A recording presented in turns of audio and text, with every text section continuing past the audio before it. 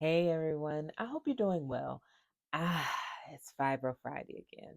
So I'm excited to get this video done. I've done a lot of reading and a lot of research on it.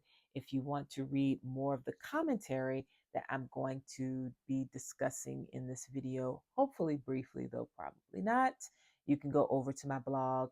I have more about my insights and my experiences, as well as all the same links that you'll see in the description will be linked in the post. So if you're like, this sounds good, I want to know more, I want to hear more about your experience with some of these things, go over there. There'll be more details. So today we're talking about red flags for fibromyalgia. Now, there are a couple of different schools of thoughts about this. So I don't want you to think you have to be of one mindset or another. Of course, take what you can use and leave the rest. But what I experienced as someone who was diagnosed with fibromyalgia is a lot of questioning, how did I get here?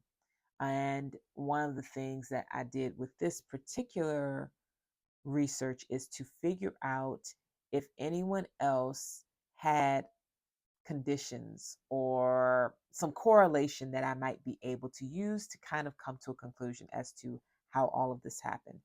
Now, depending on where you are in your journey, that may or may not be helpful. If you are not experiencing fibromyalgia symptoms, but perhaps you're supporting someone who is, then this may be helpful to kind of understand what may have contributed to them developing this. And maybe you can give them some reassurance that some of this, most of this, is 100% out of their control, right? I know that I gave myself a lot of grief about being so driven at work and so focused and just kind of putting my body through a lot of stress and a very demanding schedule. Now, in hindsight, I realize, yeah, that might have been a factor, but I had a lot of other stuff working against me too that I wasn't even aware of. So, if you are supporting someone on this journey, then that might be helpful to share with them some of the facts that'll be in this video. Or if you're on this journey, if you're early on in the journey, if you know a possible contributor to the condition, then maybe getting those symptoms under control can help you with your fibromyalgia or your general pain levels.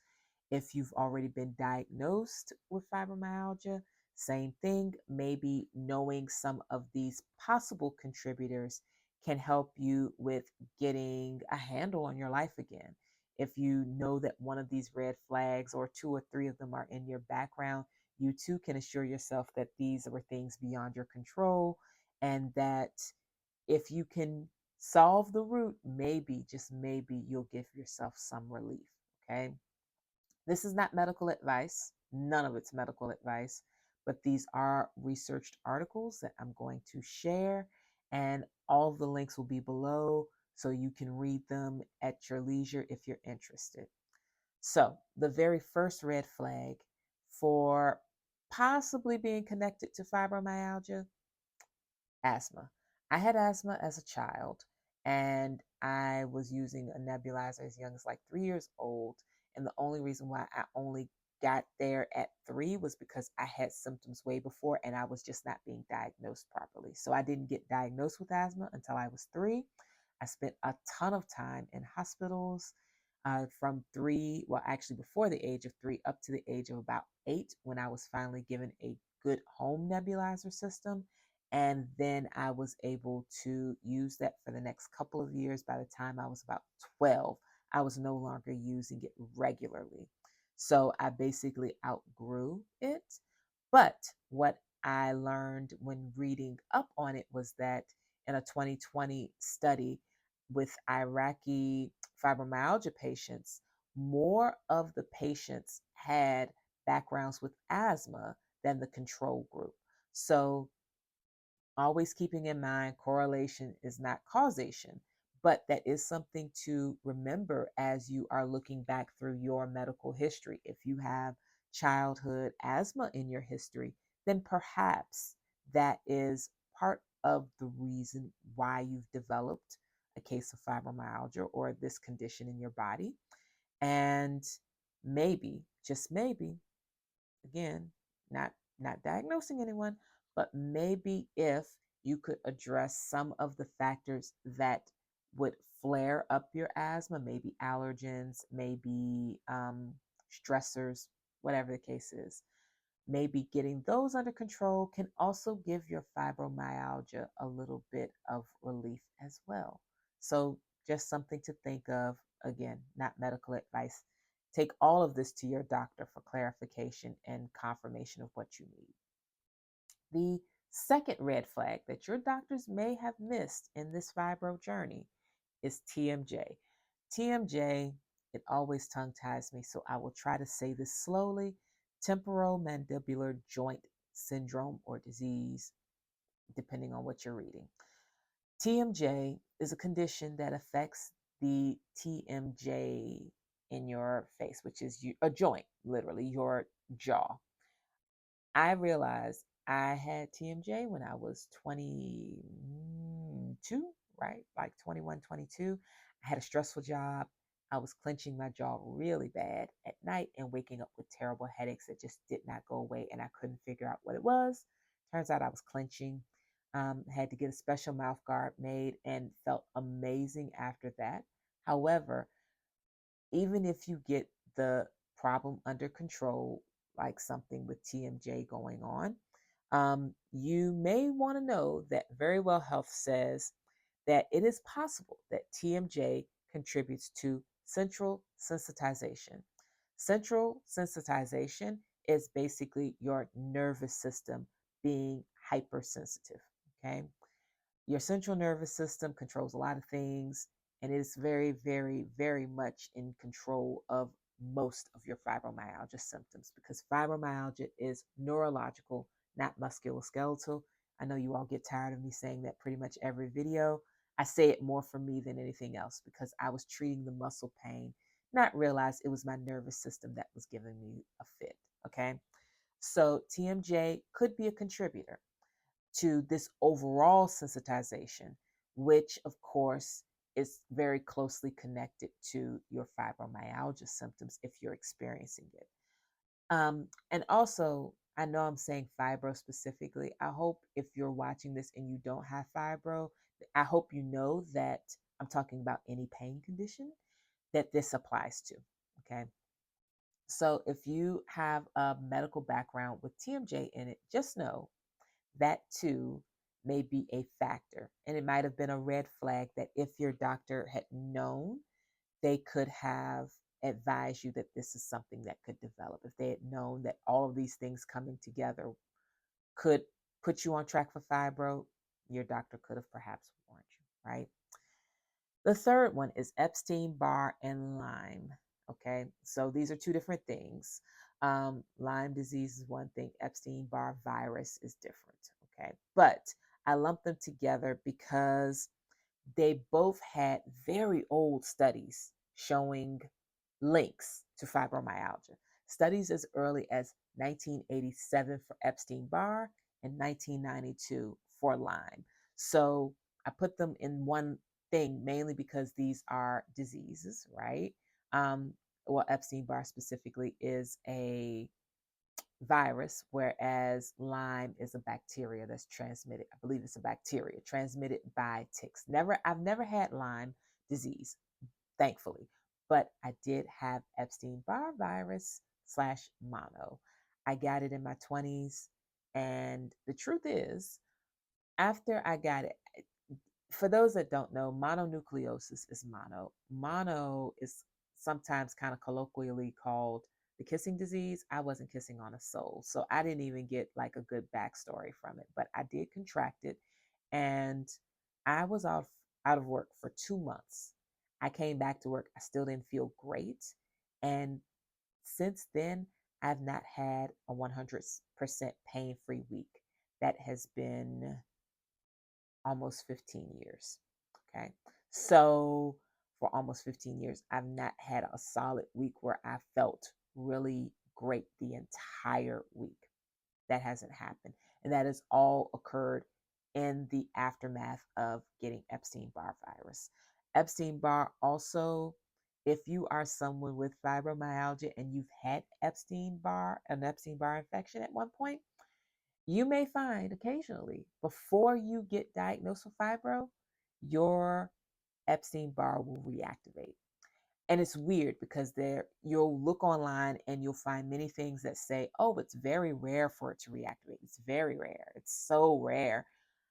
I've had reactivations at least twice that the doctor could see on a test. I tested positive beyond that first infection of Epstein-Barr. So if you have Epstein-Barr and it has reactivated in you, but you've got these symptoms that you just can't get rid of, just know the research says there are connections. The connections are there, and these connections are not new ones. They are old articles that have established there's a connection between Epstein-Barr and fibromyalgia and pain conditions and autoimmune stuff in general. Same thing with Lyme disease. Okay. The fourth red flag is anxiety and depression. The studies show there might be a common pathophysiology between these, either anxiety or depression and fibromyalgia or pain conditions in general. Please know that if you are treated for anxiety or depression using clinical or prescription medications, you may see a huge decrease in your fibromyalgia symptoms as well. Okay. Um, there is, I believe it is, I forgot which medicine it is. Lyrica. Lyrica. I don't know how I forgot Lyrica. Lyrica is one of the most common prescriptions prescribed for fibromyalgia. I've never taken it, but it also works on depression. I don't know if it works for anxiety, but all of those different inhibitors, the what is it, SSRIs, and these things work on hormones, nervous system, and all of that good stuff. They work with the um, with the central nervous system, which we've already talked about, right? So if you have either of those diagnoses, either anxiety or depression, just know that taking an anti-anxiety medication or an antidepressant medication may give you great effects for your fibromyalgia because they are that closely connected. Okay. Now, that's not a guarantee and certainly not medical advice, but it's something to keep in mind. Because of course they use the word they may have a common pathophysiology. They may share similar roots.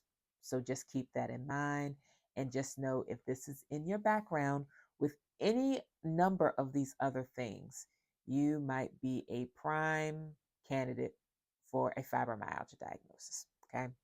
The fifth one, which is kind of a bit of a catch all, I think pretty much everyone probably could fall under this: childhood traumatic experiences. Even someone like me who had a fairly happy childhood still had traumatic experiences because one of the traumatic experiences that I'll have an article linked below. But one of the instances mentioned was serious illness in childhood. And I was in the hospital quite a bit with asthma. Um, that is on the more positive side of childhood trauma. There are way worse things that kids experience as far as different types of abuse, um, the death of loved ones, especially like caretakers. Um, what are some other examples? They said death, they said abuse, they said, of course, chronic illness, which I mentioned, instability. Maybe the people were great in your life and they took good care of you. Maybe you were physically quite fine, but you were housing unstable or food unstable. So these are unstable. These are things that may also impact your body developing a condition such as fibromyalgia or an autoimmune condition or a chronic pain condition. It can absolutely happen, right? Especially if you have these. To have all of these, you're probably diagnosed with fibro already, right? If not, then please look at the research and go over to my post where I kind of word it a little bit more so it's a little bit easier to follow and navigate those articles.